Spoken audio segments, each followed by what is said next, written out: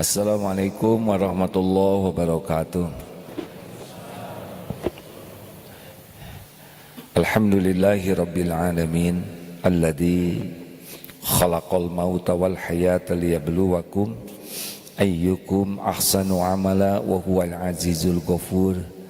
Allahumma salli wa sallim wa barik ala sayyidina Muhammadin wa ala alihi wa ashabihi ajmain. Para pemirsa yang budiman yang menyimak lewat medsos, hari ini hari Ahad pertama, mungkin akan jadi dirutinkan setiap Ahad pertama subuh kajian di Masjid Biru Blue Mosque Darut Tauhid di Eko Pesantren 2. Jadi bagi yang akan itikaf silakan datang ke sini bersama dengan warga masyarakat dan santri. Alhamdulillah.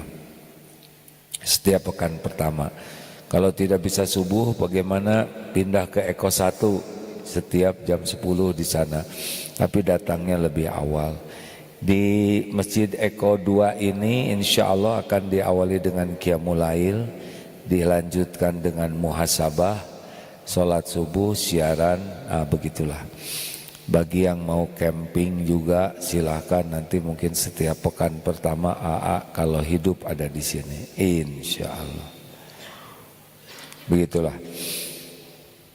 Kalau pekan kedua di mana? Di Istiqlal Jakarta. Pekan ketiga dan keempat di mana? Duka, ya. Insya Allah. Rencananya 2 pekan selanjutnya pekan belajar di tempat lain. Baik Bapak Ibu yang budiman, seperti yang kita senantiasa ulang-ulang bahas bahwa hidup ini sedang menunggu jemputan malaikat maut. Betul? Saya lihat wajah-wajah ini wajah-wajah dalam antrian. Inna lillahi wa inna ilaihi raji'un. Kemarin ada jamaah yang sudah berniat untuk itikaf di sini, suami istri, dan istrinya wafat di perjalanan. Itulah ajal. Tapi wafat dalam rencana mencari ilmu, wafat dalam rencana itikaf ini insya Allah wafat yang baik. Karena orang yang mencari ilmu itu dinaungi malaikat, didoakan oleh makhluk-makhluk air, semuanya itu mendoakan. Masya Allah, dan langkah menuju masjid, menuju majelis ilmu adalah langkah menuju surga. Jadi kalau wafat di perjalanan seperti itu, insya Allah wafat dalam kebaikan, husnul khatimah. Manusia itu tidak jauh. Satu, ingin bahagia, tidak ada yang mau sengsara. Yang kedua, ingin mulia. Tidak ada yang, aduh saya ingin hina dina. Tidak. Walaupun bagaimana tetap. Makanya suka sering sakit hati kalau ada yang merendahkan, karena dia ingin mulia. Yang ketiga, ingin selamat. Tidak ada kita yang, aduh saya pengen celaka sekali nih. Gak mungkin.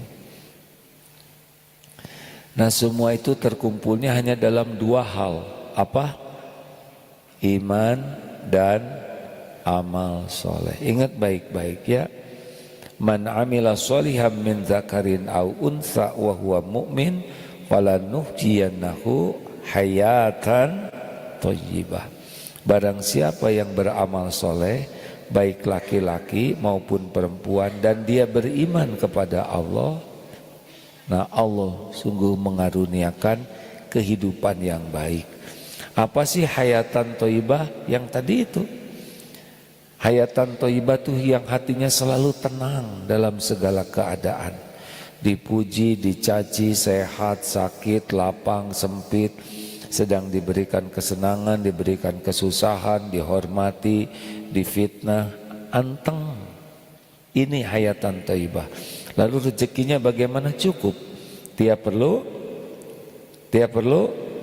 bukan ada cukup ya, ada juga nggak cukup, mas stres ya. Perlu 2 juta, ada 20.000, stres. Jadi orang yang bekal hayatan thayyibah itu rezekinya tuh cukup terus. Perlu untuk makan cukup, bagi-bagi makanan, bikin rumah makan gratis, perlu buat anak sekolah, buat bikin sekolah, nah gitu aja. Perlu buat sedekah 3 triliun. Nah itu ya, jadi orang-orang yang hayatan thayyibah itu rezekinya wakona kafafan, cukup. Lalu orang yang hayatan thayyibah juga ibadahnya enak ya. Jadi orang-orang yang jadi iman dan amal soleh. Apakah mungkin ada bahagia dalam dosa? Tidak ada. Koruptor bahagia tidak? Tidak. Yang punya hampir nyebut itu. Nyebut apa? Ijazah? Bukan. Saya tidak mau nyebut itu. Yang berbuat bohong pasti bahagia? Tidak ada. Yang suka berzina, selingkuh dan sebagainya pasti bahagia? Tidak bisa. Bahagia itu ada pada amal soleh. Jadi nggak mungkin bahagia tuh yang mabok, yang nggak mungkin. Perasaan dia saja sepertinya bahagia, padahal pasti tidak. Koruptor bahagia? Tidak mungkin, tidak mungkin, tidak mungkin, tidak mungkin. Karena yang menentukan bahagia tidak itu adalah Allah. Yang membulak-balik hati ini adalah Allah, dan Allah tidak memberikan bahagia kepada orang yang berbuat maksiat. Nah, sekarang gimana? Kita biasa membahas bagaimana meningkatkan iman. Sekarang kita bahas sebaliknya. Apa yang bisa merusak dan menurunkan iman? Karena al-imanu yazidu wala yanqus. Iman itu bertambah dan berkurang. Jadi iman itu bisa naik, bisa turun. Apa indikasinya kalau iman naik? Iya tenang tadi. Kalau iman turun, GTA, galau tiada akhir, liwe, liruai, bacem, banyak cemas, cemus, cemas terus menerus. Ini karangan sesuka saya ya, jangan protes ya. Saudara boleh tidak tidak setuju. Ada beberapa yang membuat kalau iman sudah berkurang udah ribet hidupnya. Masih ingat 3 ciri kurang iman? 1, melihat ke depan selalu dalam keadaan cemas, takut, galau. Belum terjadi tapi sudah menderita. Padahal yang ke depan itu belum terjadi, belum tentu terjadi, belum tentu hidup. Itu tuh kalau ingat ke depan, 1 belum terjadi, yang kedua belum tentu terjadi, yang ketiga belum tentu hidup. Dan kalaupun terjadi pasti hanya karena Allah yang menetapkan. Nah, cemas wajar, wajar. Tapi bacem tidak wajar atau cemus, ya. Wajar, cemas itu wajar, sedih wajar, kecewa wajar, sakit hati wajar, tapi tidak bisa move on, itu kurang iman. Yang kedua ciri kurang iman apa? Terbelenggu oleh masa lalu, enggak bisa lepas dari yang dulu tuh. Itu aja terus sedih, kecewa, sakit hati, jengkel, dendam, enggak bisa move on. Dan ini capek, ngegerus kesehatan. Bagaimana obatnya? Memang sudah terjadi, emang udah takdirnya begitu. Jawabannya adalah qadarullah. Ini emang udah takdir Allah. Wa ma sya'afal, karena Allah berbuat apa yang dikehendakinya. Harus ridho. Yang sekarang bagaimana ciri orang yang kurang iman? Ribet. Ya, kalau orang kurang iman tuh cirinya ribet. Ya. Mengeluh, mencela, menyalahkan, uring-uringan, jengkel, kesel, nggak ada nyamannya. Persoalan kecil jadi persoalan besar, semuanya tuh ribet dalam pikiran. Akibatnya wajahnya tuh kemerungsung seperti kerucut. Iya, pokoknya kalau orang udah kurang iman pasti ketemu dia kurang aman dan kurang nyaman.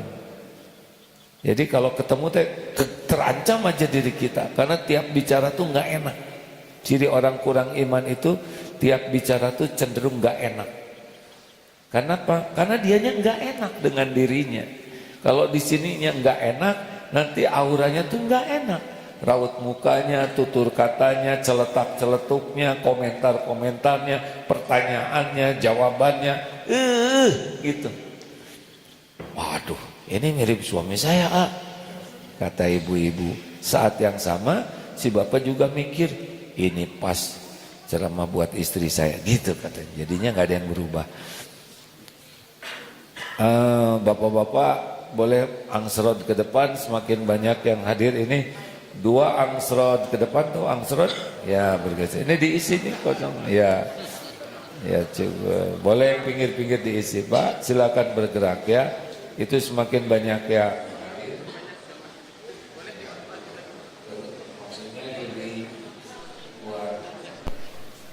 Silakan.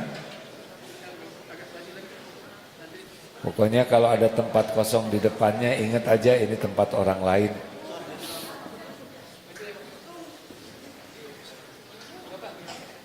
Dah ya.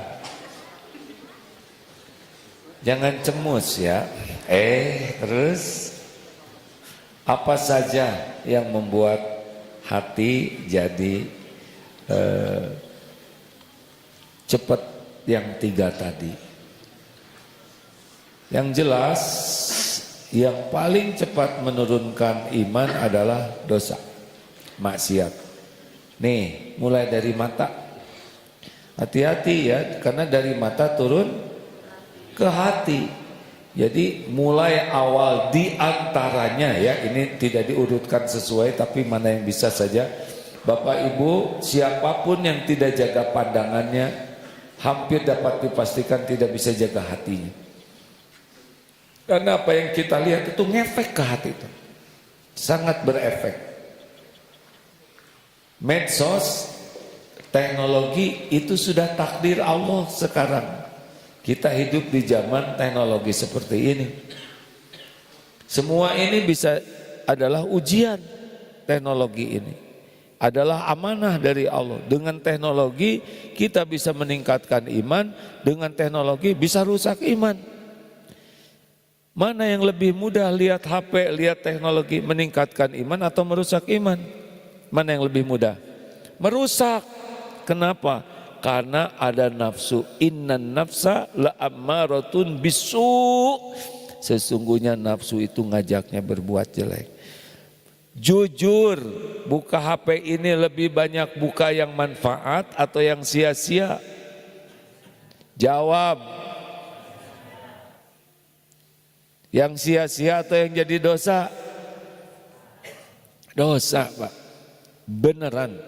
Nafsu itu nggak suka lihat Quran di HP itu. Bismillahirrahmanirrahim. Skip langsung eta. Baru aja kelihatan ayat huruf Arab gitu. Rasulullah belum bersabda.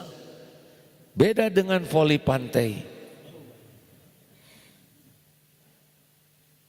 Demi Allah ini yang benar-benar terjadi. Kita punya nafsu, setan membisiki, ini sarana. Jadi kalau ada yang nanya, kenapa ya kok iman saya kurang menguat? Tanya, seberapa banyak mata kita tidak dijaga. Ini serius hadirin, ini sangat-sangat serius. Orang tidak bisa jaga pandangan, gak akan bisa jaga hati. Karena pandangan itu berpengaruh sekali terhadap hati kita. Betul? Nah, tolonglah aki-aki jaga pandangan ya. Ibu jangan gitu Bu. Lelaki please. Olahraga itu mungkin badan sehat tapi hati jadi rusak. Serius Pak. Saya nggak mau lari pagi sembarangan. Banyak yang ngetet-ngetet. Jangan dibayangkan nanti rusak lagi nih iman. Berulang-ulang disampaikan, ibu-ibu, cik atuh kalau olahraga tuh bukan untuk menyehatkan badan saja, tapi juga menyehatkan iman. Dan gak ada gunanya badan sehat kurang iman, pasti sengsara. Coba pakaiannya dijaga ya. Bersepeda, lelaki tolong bersepeda tuh. Malu saya tuh lihat seragam sepeda tuh. Ngapain ngetet-ngetet kayak gitu ya kan? Dalam Islam tidak boleh. Baik laki jijai lihatnya ya kan. Udah mah dia juga gampang muntah sepedanya enggak. Baru juga nanjak dikit. Oh, ai seragam atlet. Ai penyakit. Udah. Tolong jaga pandangan, HP terutama ya, karena ini lengket terus. Saran saya, hapus ajalah yang biasa kita buka, yang bisa membuat mencuri waktu kita. Hapus. Saya sudah mencoba menghapus aplikasi-aplikasi, kecuali aplikasi yang bisa jadi ilmu gitu, yang kira-kira terus sia-sia ini berita ini intrum lah dan sebagainya, berita tentang apa ijazah, enggak mau, saya enggak akan terpancing ya.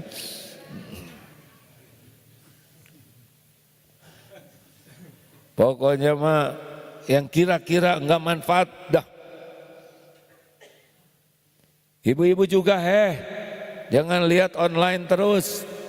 Nanti ibu lebih menanti paket daripada menanti rahmat Allah. Sampai sholat juga ditunda, takut paket datang. Jaga pandangan, jaga pandangan. Lalu apalagi nih perusak iman, lisan. Man kana yu'minu billah wal yaumil akhir falyaqul khairan aw liyasmut. Barang siapa yang beriman kepada Allah dan hari akhir, hendaklah berkata baik atau diam. Orang yang tukang banyak komentar, banyak cerita yang tidak manfaat, yang banyak celetak-celetuk, banyak berdebat kusir yang tidak ada, enggak bisa itu iman naik dengan banyak ngomong yang tidak manfaat. Banyak diam atau berkata baik, naik iman. Jangan biasakan banyak ngobrol, kecuali yang kebaikan saja. Apa sih bicara baik? Zikrullah bicara baik. Amar ma'ruf nahi mungkar, ngajak orang jadi baik dan mencegah orang berbuat jelek, itu berkata baik. Selebihnya mah enggak usah segala diobrolin, secukupnya. Banyak ngobrol yang ngerusak iman. Kenapa? Ada ria, ada sum'ah, pamer, ada ujub. Enggak, saya mah saya. Ada gibah, ada fitnah, ada bohong, ada ditambah-tambah, ada zolim. Ini sekali ngomong teh enggak gampang. Aduh, enggak gampang. Itu ngomong terus. Sok atuh sekarang saya diam. Bukan tidak boleh bicara, tapi bicaranya baik. Apa bicara baik? Syaratnya 3. Niatnya apa? Kalau belum jelas niat nggak usah ngomong. Kalau niat cuman pamer, cuman ngisi waktu, cuman supaya rame aja, udah cicing, diam. Niat kita harus nyari pahala dari Allah, nyari ridho Allah. Karena tiap kata-kata bekal balik ke kita. Ini balik nih, tiap perkataan ini. Ada yang saya sadar, ada yang keluarnya juga kurang sadar. Bales nih. Yang kedua, isinya benar atau tidak. Kalau enggak benar, diam aja. Jangan sotoy. Tahu sotoy? Sok tahu. Diam. Enggak usah kok kelihatan serba hebat, serba tahu, serba pintar, serba menguasai. Kalau enggak ada manfaatnya enggak usah. Enggak apa-apa dianggap bodoh juga. Yang penting pintar. Daripada ingin dianggap pintar padahal udah jangan ngomong jelek ya. Yang ketiga, dampak. Apa dampaknya bicara ini? Sakit hati atau bahagia, kepepet atau jadi seneng, semangat atau demotivasi.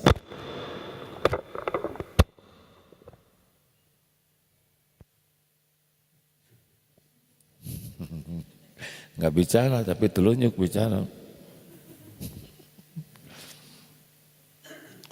Tiap perkataan ini ada efeknya Pak. Ada efek. Sedikit aja bicara. Ketemu teman, endut, cukup endut itu. Kira-kira tersinggung tidak?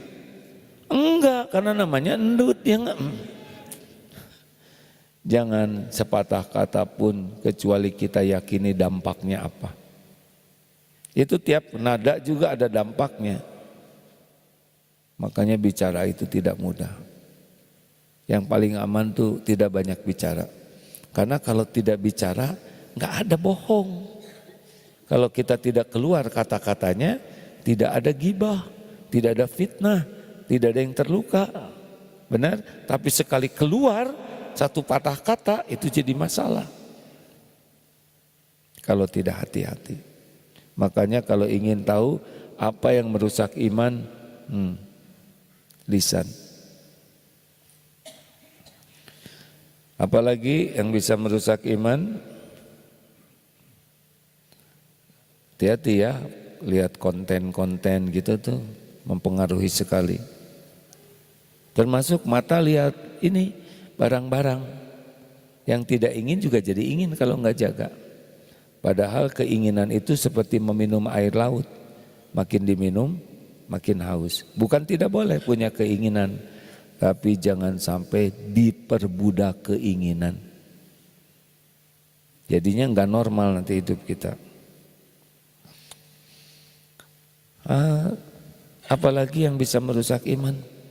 Salgal, salah gaul. Jadi hati-hati nih teman-teman itu ngerusak atau memperbaiki. Karena bergaul dengan penjual minyak wangi ikut harum, bergaul dengan pandai besi bau bakaran. Jadi kalau kita gaulnya dengan orang-orang yang riweuh aja dengan duniawi, ikut kita ke sana. Gaul dengan orang yang sibuk aja barang aja nanti. Apalagi gaul dengan orang yang suka maksiat itu. Jadi kita harus punya banyak teman, bagus, banyak kenalan bagus. Tapi, untuk gaul dekat, pilih-pilih. Gak apa-apa, gak banyak teman dekat, gak apa-apa. Kita pilih teman dekat yang bisa menguatkan iman. Apa cirinya? Orang kuat iman. Cirinya kalau kita ketemu beliau, kita jadi ingat Allah. Nambah yakin ke Allah. Tiap ketemu orang ini gak tahu gimana, kita tuh jadi kebawa ingat Allah, kebawa nambah yakin ke Allah. Itu teman dekat yang bagus. Yang kedua, tiap kali bicara kita nambah ilmu, nambah wawasan, nambah dan lihat pola hidupnya, kita jadi ingat akhirat. Itu tuh ketemu ingat Allah, dengarnya jadi nambah ilmu, lalu lihat pola hidupnya jadi ingat akhirat. Karena orang-orang yang, apakah kita nggak boleh gaul dengan orang kaya? Loh, Nabi Muhammad juga kaya, Abdurrahman bin Auf kaya, 9 dari 10 sahabat itu kaya-kaya. Boleh, tapi kayaknya membuat ingat Allah, kayaknya membuat orang ingat akhirat. Boleh. Emang yang agak berat itu gaul dengan pejabat.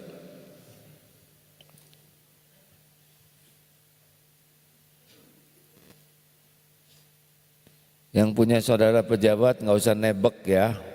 Apa nebeng beken. Meni kemana-mana disebut-sebut, tapi giliran udah dikasih rompi, dia langsung hapus. Dahlah, tidak penting dekat dengan pejabat, semua nikmat itu datang dari Allah. Rasanya Darul Tauhid mah rada jarang ngundang pejabat. Kenapa? Karena pejabatnya ganti-ganti. Dan kedua juga kasihanlah pejabat banyak kewajiban ngurus rakyat. Enggak ada minta-minta ke gubernur, ke wali, enggak mau. Cukup minta ke Allah aja. Allah yang menguasai semua rezeki. Kalau kita minta-minta ke makhluk tuh suka jadi izah kita jadi turun. Martabat, kehormatan. Makanya jangan salah gaul. Bukan tidak boleh gaul dengan pejabat, silahkan. Tapi niatnya adalah bukan untuk nebeng beken. Tapi kalau mau dakwah di sana. Jadi hati-hati salah gaul, ibu-ibu. Jangan salah gaul ya.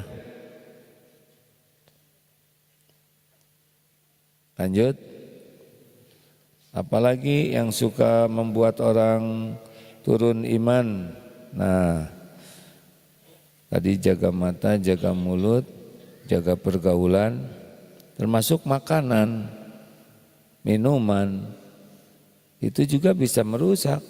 Sok yang mabok kuat iman tidak? Tidak. Yang rewok juga ya, yang menggiling terus, pikirannya tuh lebih kepada makanan terus. Kita tuh makan sesudah lapar, berhenti makan sebelum kenyang. Jangan diperbudak oleh nafsu perut. Kalau kita makan banyak, rada susah tuh. Orang yang makannya pengen enak terus, hatinya cenderung kurang empati kepada yang susah. Nanti kalau punya medsos, kecuali yang bagian review makanan, udah nggak usah segala ditayangkan ya.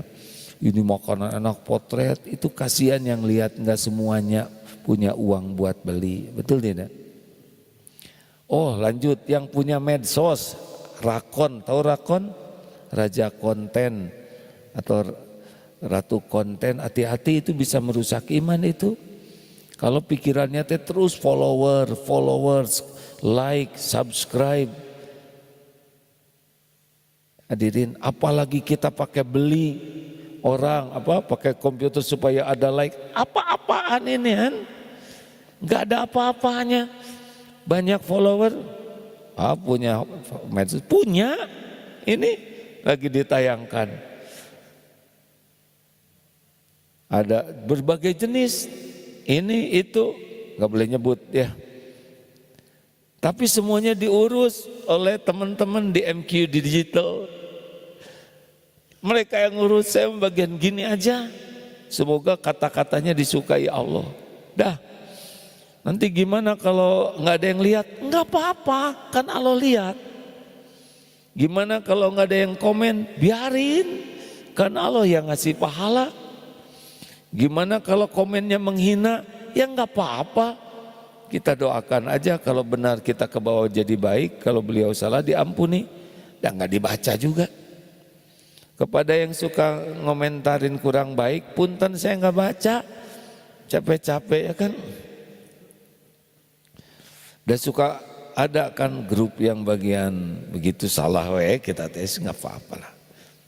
Sakit hati itu kalau dibaca, makanya supaya tidak sakit hati, jangan baca, gampang pisan ya. Kayak telepon yang marah-marah, sakit hati itu kalau kedengeran. Jadi caranya gimana? Jauhin. Baru ketika 10 menit atasan, maaf ya Pak, putus-putus gitu ya. Biasanya langsung berakhir hubungan kerjanya. Lanjut. Apa saja yang bisa bikin, ya itu tadi bagi yang punya medsos. Apalagi yang bisa ngerusak iman, berharap ke makhluk. Jadi bersandar ke gaji, bersandar ke usaha, bersandar ke suami, bersandar ke warisan. Pokoknya makin kuat kita bersandar kepada selain Allah, makin rusak iman kita. Allah yang punya segala-galanya kan. Rezeki itu Allah yang atur, kapan datangnya, di mana, berapa jumlahnya, bagaimana caranya, Allah. Bisa lewat suami, lewat istri, lewat anak. Bapak, Ibu tahu nggak yang umroh itu sebagian besar nggak bayar loh Pak, beneran. Sebagian besar tuh nggak bayar sendiri, secara syariatnya. Insya Allah bulan Agustus berangkat 14 bis. Insya Allah. Yang bayar sendiri berapa coba? Mungkin 10% ya Pak. Dari sekian ratus itu berapa, 14 bis itu berapa banyak ya. Syariatnya ada yang dibayarin suaminya. Kenapa ketawa? Ini kan benar hadirin. Ada yang dibayarin istrinya. Yung pakai itu tobat, saya bayarin katanya gitu. Dibayarin orang tua, dibayarin mertua, dibayarin anak, dibayarin mantu, dibayarin kantor. Ada yang udah daftar sakit, udah kamu aja yang pergi. Ada beragam jalan. Ada seorang hamba Allah sekali ngongkosin 30. Betulan Pak.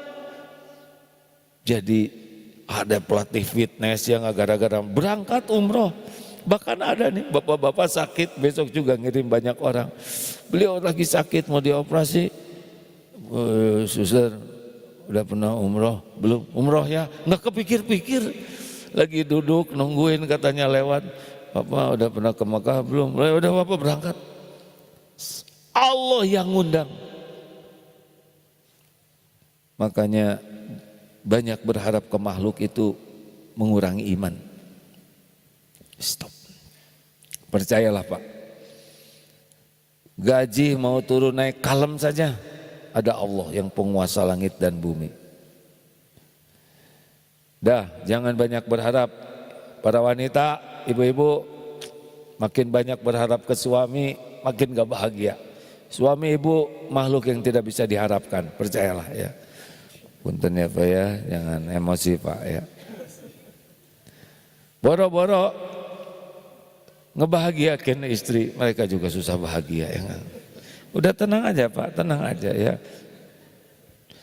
Makanya kalau ingin kuat iman, kurangi berharap ke makhluk. Berharap dalam bentuk apapun.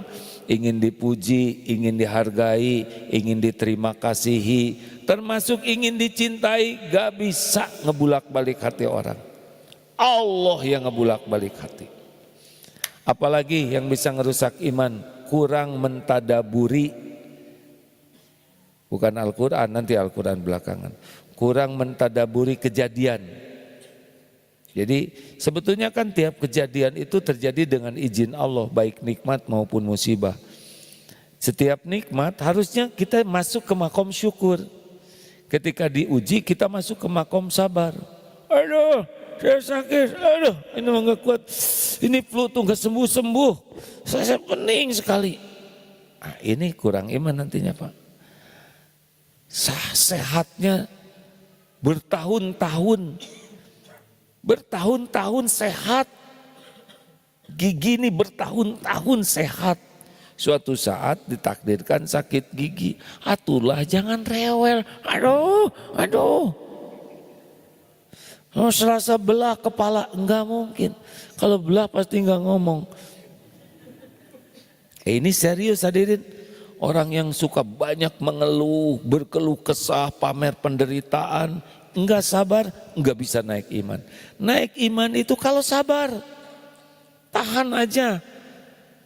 Masa sehat segitu lamanya, dikasih sakit dikit, itu juga sakit buat penggugur dosa, rewel.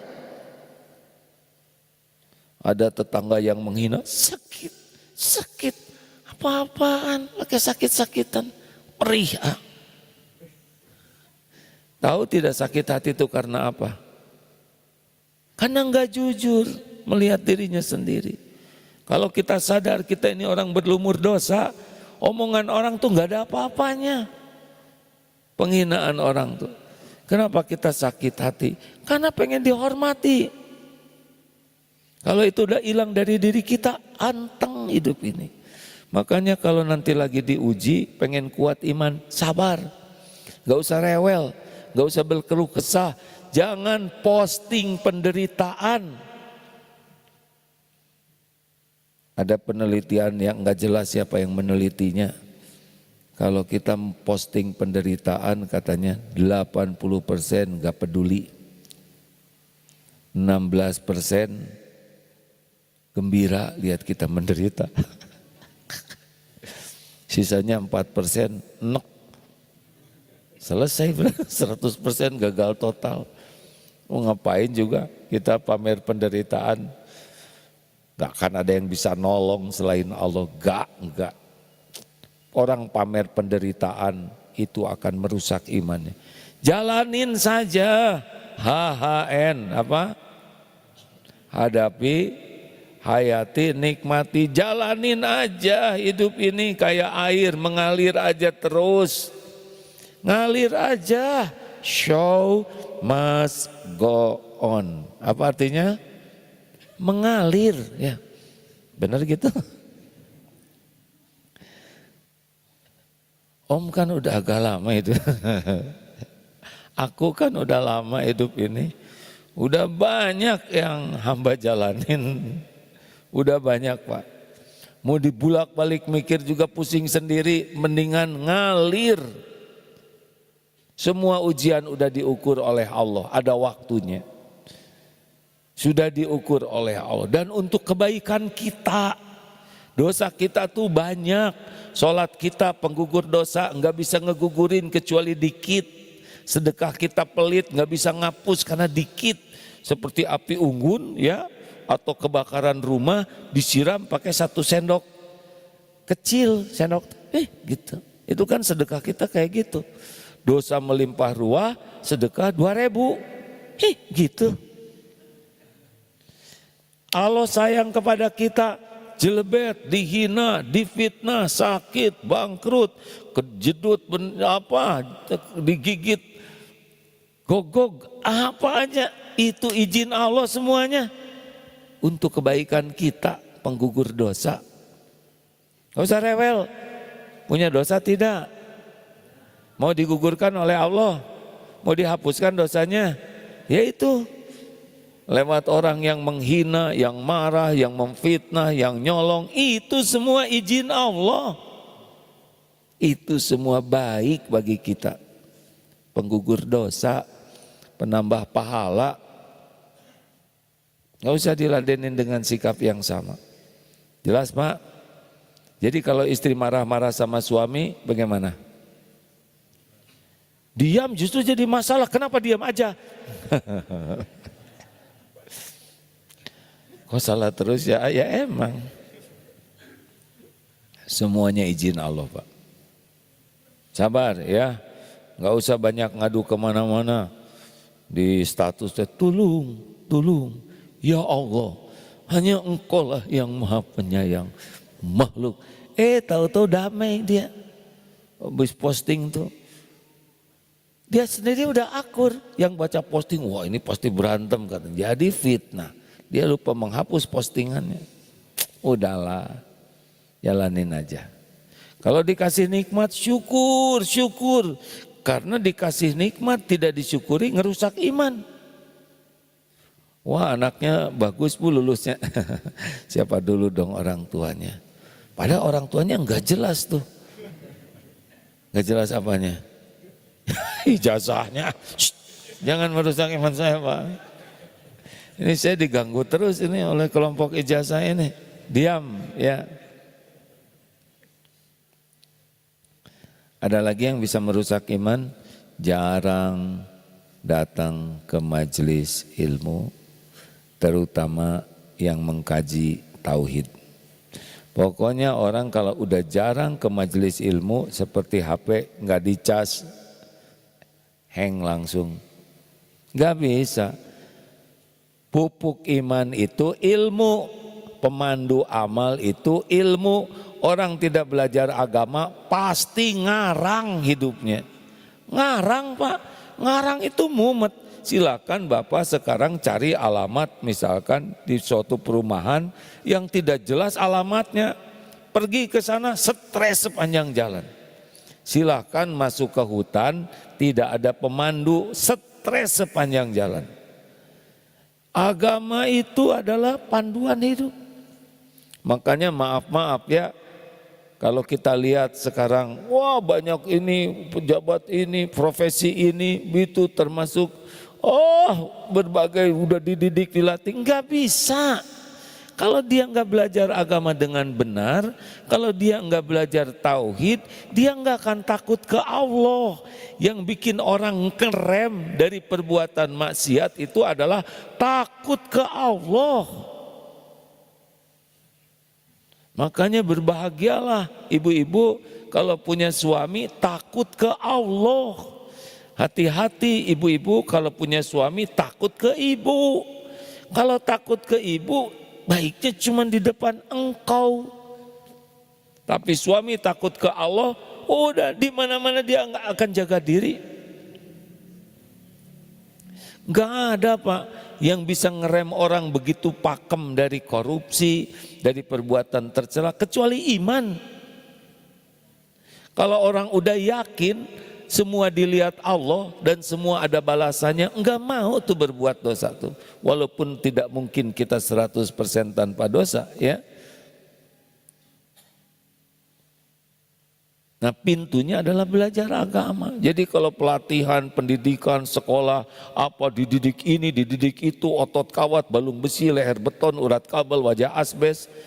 Tapi hatinya nggak dikuatin iman, itu badan kuat itu bisa zolim Pak. Nah lihat, senang belajar agama enggak?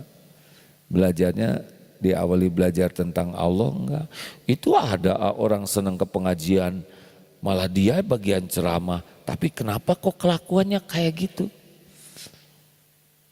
Jadi kalau orang kuat iman itu katanya nyaman Pak, sehingga aura yang memancar nyaman. Tapi orang itu ngomongnya tuh gak enak terus padahal dia pakai dalil, mungkin hatinya tidak nyaman.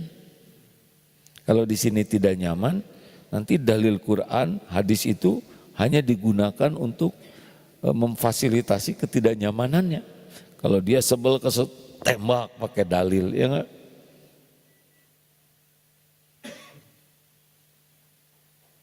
Mikir, jangan nyari orang, bener.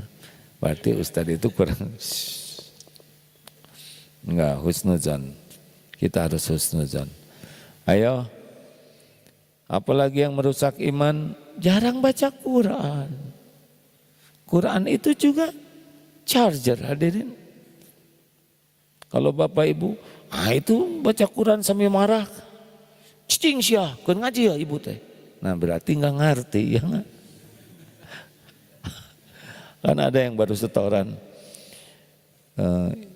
Ya ayyuhalladzina amanu ijtanibu katsiran minadh-dhann inna ba'dadh-dhanni ismun wa la tajassasu wa la yaghtab ba'dukum ba'dha ayyuhibbu ahadukum an yakula lahma akhihi maitan fakarihtumuh wattaqullaha innallaha tawwabur rahim ya ayyuhan nas.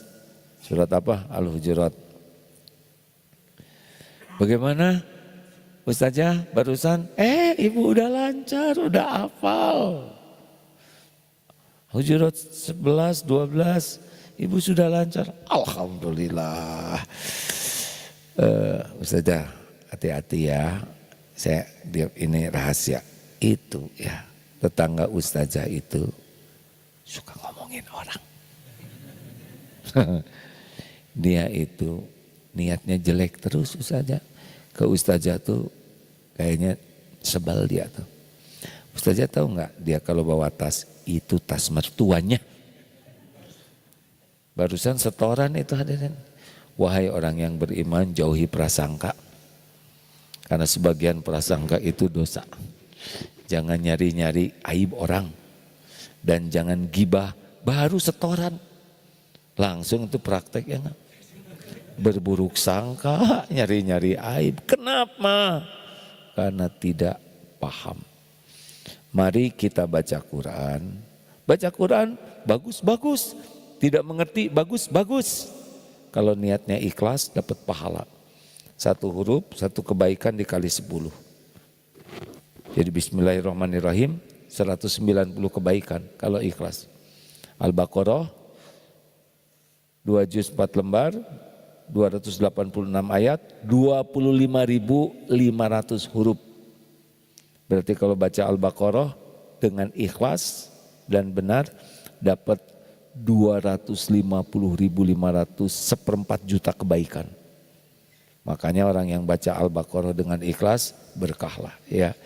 Dia sekali baca sejam tuh, sejam sampai sejam seperempat melakukan seperempat juta kebaikan. Gimana doanya nggak diijabah? Sihir juga nggak mempan, jin juga lari. Tapi panjang, udah nggak usah baca. Pakai tapi wah ya nggak. Ada nggak yang lebih pendek? Ada. Al-Ikhlas sepertiga Quran. Yes, ya sudah so. Benar sepertiga Quran itu. Ya kalau nggak ngemodal ya nggak apa-apa ya. Lanjut, baca Quran, nggak ada hari tanpa Quran, nggak bisa, nggak mungkin. Allah sekarang udah menyiapkan Quran di tangan kita. Ini zaman tiap orang punya Quran. Demi Allah, Allah sudah memudahkan Quran ada di tangan ini. Dibaca enggak? Segala dibaca, segala dilihat. Kenapa Quran enggak? Allah yang bikin kita punya HP, Allah yang buatkan aplikasinya. Baca dengan terjemahnya. Beda nanti hidupnya, percayalah Pak. Dengan adanya kejadian di Palestina, harusnya kita tidak cukup peduli Palestina, bebaskan, itu baguslah ya. Tapi yang lebih bagus adalah kita jadi soleh seperti orang Palestina. Lebih bermakna perjuangan Palestina kalau menggugah kita jadi pengen kuat iman. Kenapa mereka kuat iman? Mereka benar-benar sungguh dekat dengan Quran. Anak-anak kecil di sana pada hafal Quran. Prajurit-prajurit itu hafal Quran. Kalau kita abot ya ngapalin Quran, ya udah nggak usah ya, rewel wae ya. Baru juga rencana kita udah berat. Bismillah saja. Sejujurnya, bagus tuh jujur. Saya tuh baru baca, saya tuh punya penyakit mudah lupa, susah ingat. Bagi kita mah terserah mau jadi takdir hafal atau tidak, yang penting baca, pahami, amalkan, dah IQ saya mah agak lemot. Sok kalau itu mau kayak gitu sebut-sebut aja terus, diijabah nanti jadi lemot asli. Husnuzon, walaupun sudah tua ya, terus aja berusaha. Pokoknya jangan cita-cita hidup bahagia jauh dari Quran. Saya ini belum bisa baca Quran, atuh belajar. Malu ini bukan belajar ngaco ini. Benar ada seorang doktor, dosen senior di pesantren, mesantren Pak, ngambil cuti karena beliau ingin bisa baca Quran.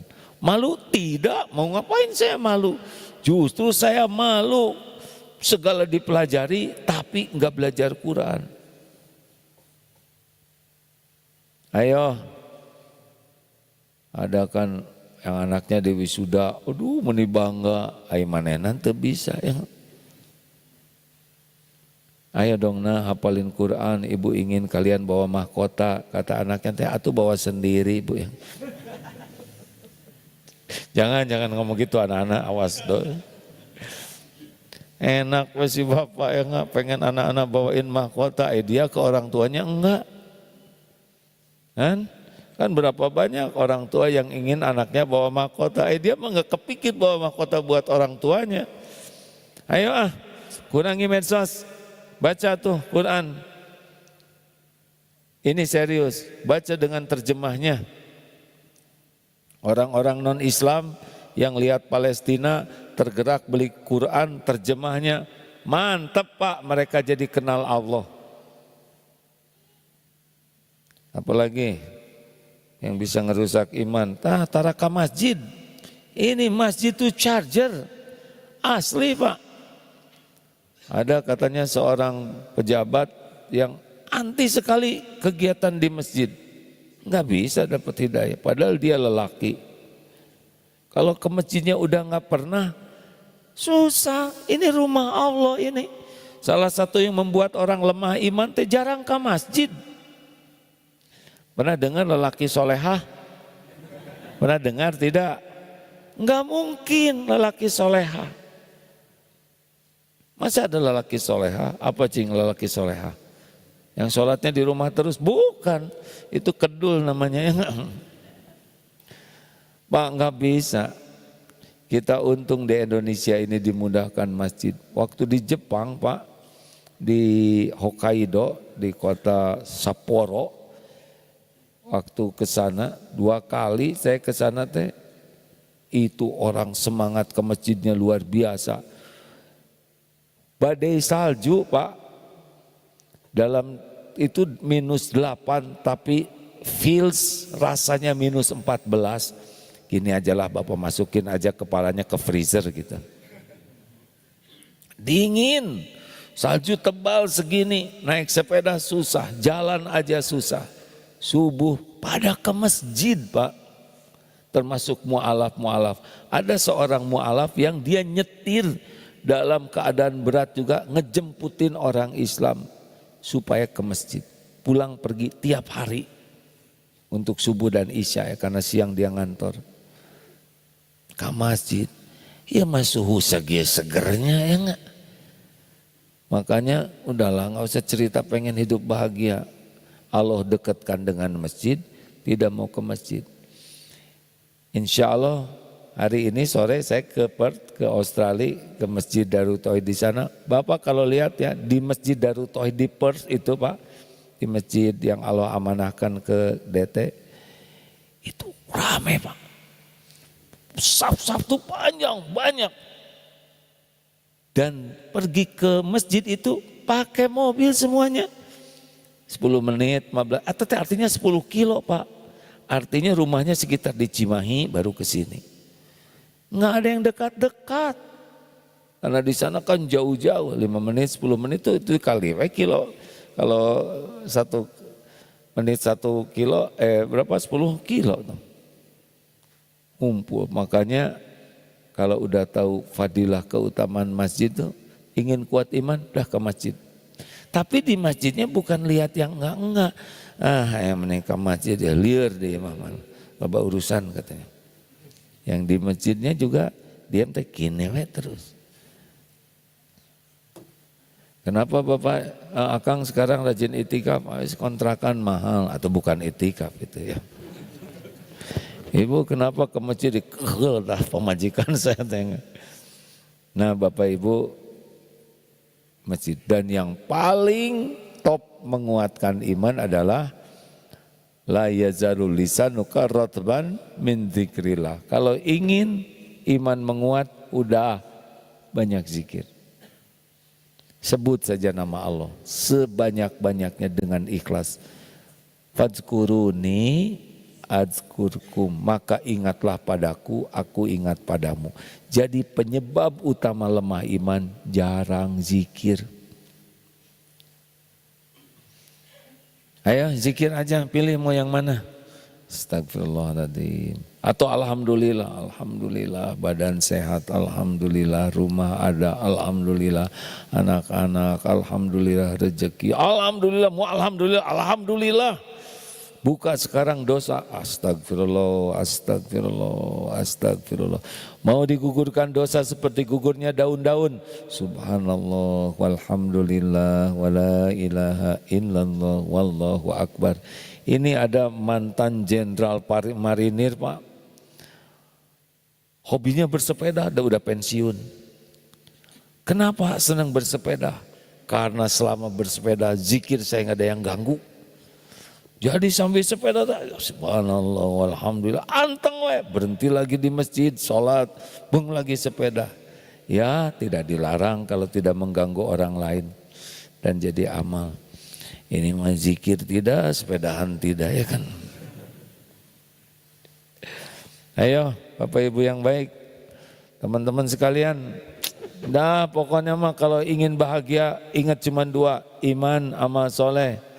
Jangan sampai melakukan sesuatu yang merusak iman dan membuat rusak amal. Udah nggak, dunia, percayalah dunia ini milik Allah, nggak akan kemana-mana.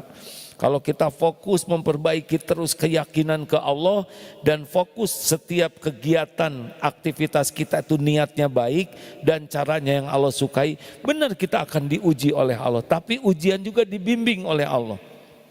Kita akan menghadapi ujian udah pasti ya. Mungkin kesehatan, mungkin finansial, mungkin anak, keluarga, suami, istri, orang tua atau usaha. Tapi nanti Allah ngebuka hati kita, ngerti bahwa ini tuh adalah baik. Kalau Allah udah ngebuka hati kita, kita enggak lagi berat Pak. Seperti yang batal menikah. Ada 2 nih, 2 calon mempelai, dua-duanya batal menikah. Yang satu ngejerit histeris, ngebentur-benturkan kepalanya ke tembok. Bapaknya marah, telepon sana, telepon sini. Ibunya pingsan ya, ngelepek. Tapi ada lagi satu keluarga batal menikah, sujud syukur. Gimana nak batal? Oh Pak, ini semua qadarullah, takdir Allah. Bukankah kita minta yang terbaik? Dan pasti Allah menggagalkan, inilah yang terbaik. Tapi gimana itu sewa gedung, udah ya nggak apa-apa. Itu berarti udah rezeki mereka. Kalau bisa dipulangin syukur, kalau enggak ada masalah. Ini undangan udah disebar, ya mungkin ada teman yang mau ganti nama ya. Kita malu dong, enggak ada yang malu, tinggal beritahu aja qadarullah yang rencananya hari Ahad tanggal 8 akad nikah. Allah belum mengizinkan terjadi sehingga pemberitahuan ini memberitahukan bahwa walimah urus hari ini tidak jadi dilaksanakan. Semoga hikmahnya bisa didapatkan oleh kami dan juga semua jamaah. Beres, kenapa harus maluan? Kejadiannya sama, yang ini ngejongkeng, yang ini bersyukur.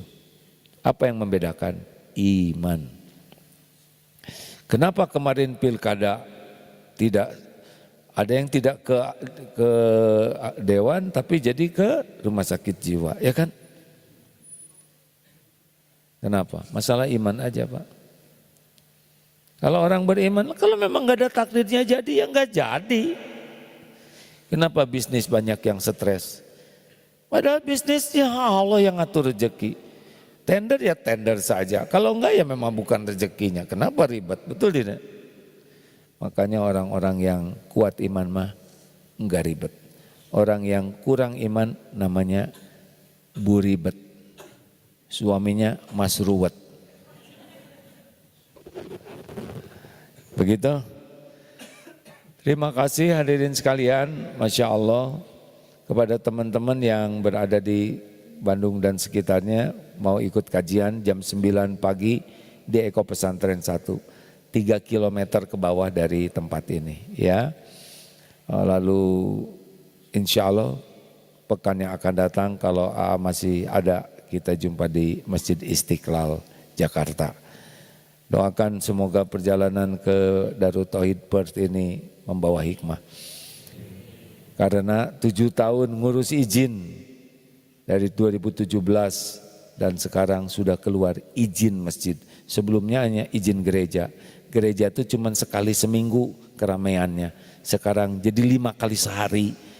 Itu tentu izinnya berbeda. Ya, alhamdulillah izinnya sudah sempurna sekarang.